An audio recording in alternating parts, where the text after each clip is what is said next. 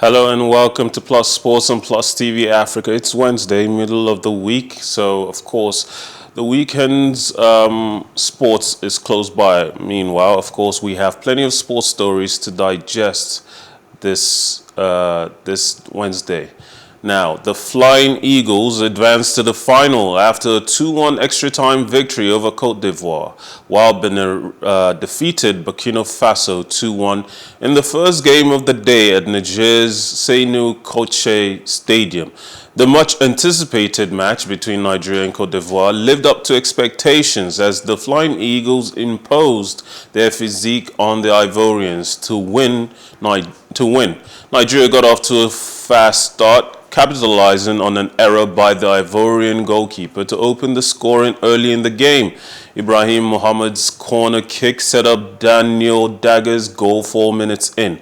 The Ivorians attempted to respond several times but failed to capitalize. Seydou Traoré, the Elephant striker, got the Ivorians back into the game when he combined well with his midfielders to restore parity. Following a 1-1 tie in regulation time, Nigeria prevailed in extra time thanks to Ibrahim Yaya, who also secured Nigeria's under-20 AFCON qualification by converting a 109th minute penalty that resulted from a foul on Onuche Ogbelu. Daniel Dagger was named man of the match. Now I have with me Susan Omopeloye. Susan? Good morning.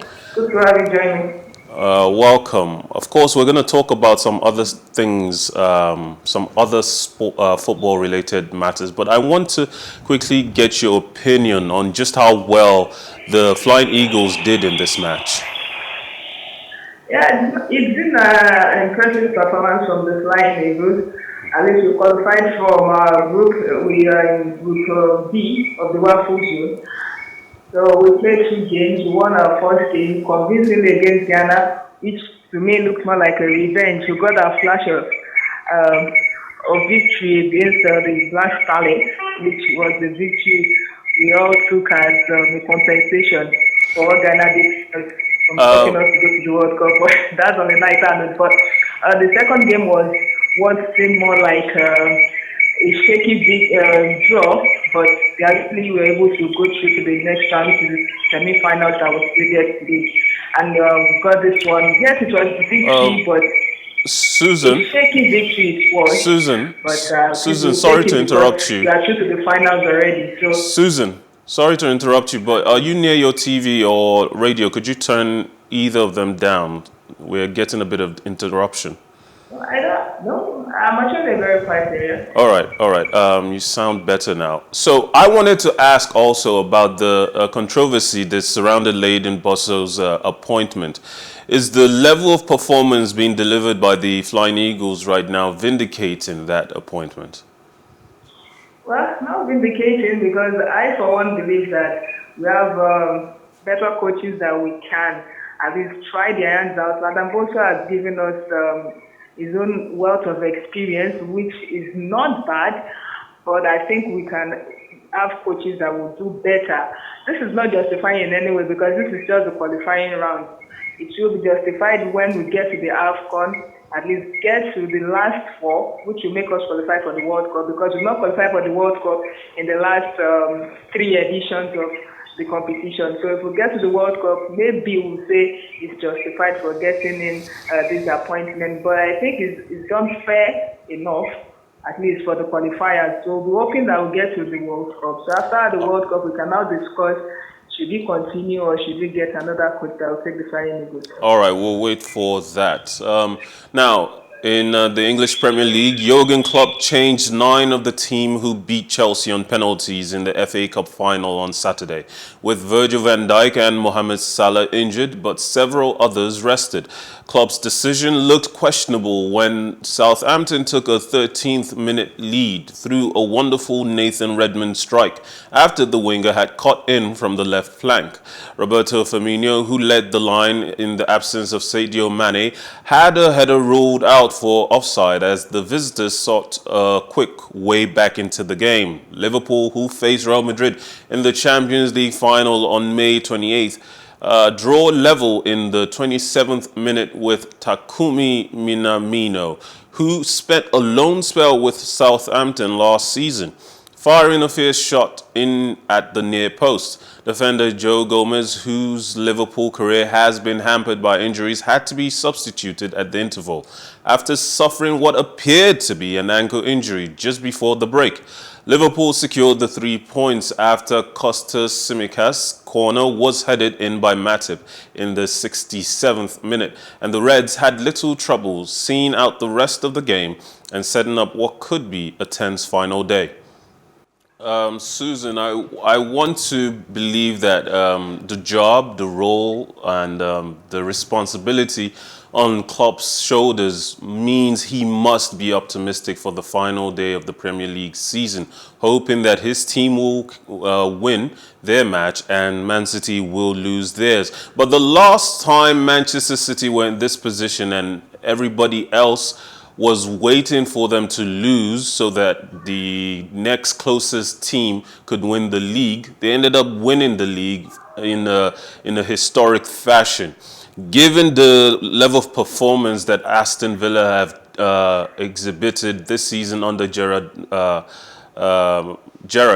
and the fact that Man City dropped points in the last game, what likelihood are they to actually slip up on the final day of this very important season?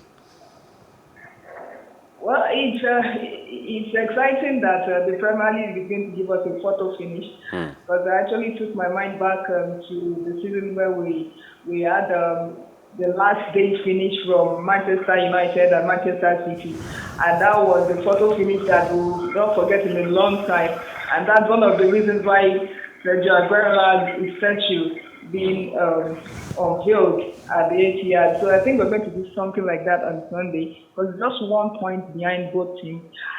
With what Aston Villa has done this season, I think they can actually be spoilers, because they really do not need that win if they were going to get a win. So they could actually be spoilers and just give Klopp another title, and Klopp will be smiling to a quadruple this season.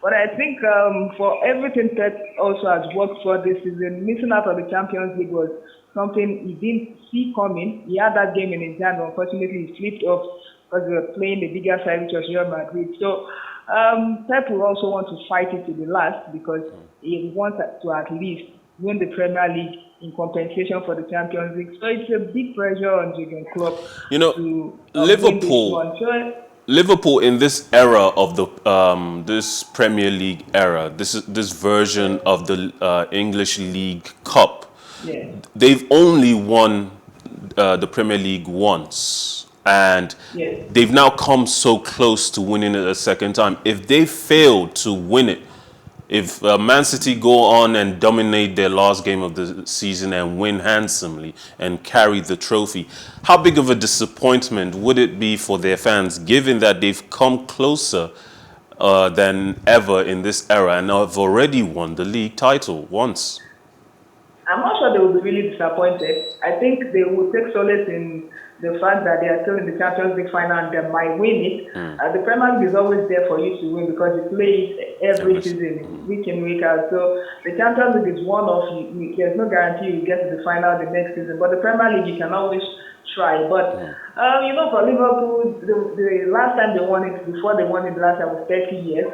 And their fans may want to be disappointed that we came close this time. But they will take solace in the fact that Champions League is still there. But the only thing is that Klopp might not be able to keep the bulk of these players next season. But someone like Salah might decide to leave. Mane is being priced away. Van Dijk might decide to leave. So he might not have this compact squad again next season. That's where the problem lies. It's not about contending for the Premier League again next season. Will you be able to keep major part of this squad to contend for the Premier League title next season? All right. Now on to another bit of European football news. Former Chelsea and Tottenham manager Andres Villas-Boas is in Seville to watch the Europa League final between Rangers and Eintracht Frankfurt, and he expects it to be a good spectacle. The Portuguese says that we will see two very different styles of play and that both teams propose good football. He added that while his heart wants to say Rangers, he expects Frankfurt to be difficult opposition. The 44-year-old also said that it was good to see two smaller teams make the final, while also exclaiming that he dislikes the rule of teams dropping from the Champions League into the Europa League after the group stage. Susan, I don't have much time, but I do want to get your opinion on this. Do the Rangers win this game? Yes or no? I think they deserve to win it for everything they've done this season. They deserve to win it. If not for everything, you have a super good interest in the mix, which is terrible. So, based on that, I think the Rangers should be able to take this one. All right. Thank you, Susan, for joining us on Plus Sports on Plus TV Africa. Oh, always a pleasure. Hope to speak to you soon. Now, to everyone at home or at work, wherever you're catching us, thank you for joining us. Always a pleasure having you. Choose Plus Sports on Plus TV Africa for your sports news needs. My name is Mikhail Tinubu. As I always try to remind you, life is never boring with some sports. Have a wonderful day.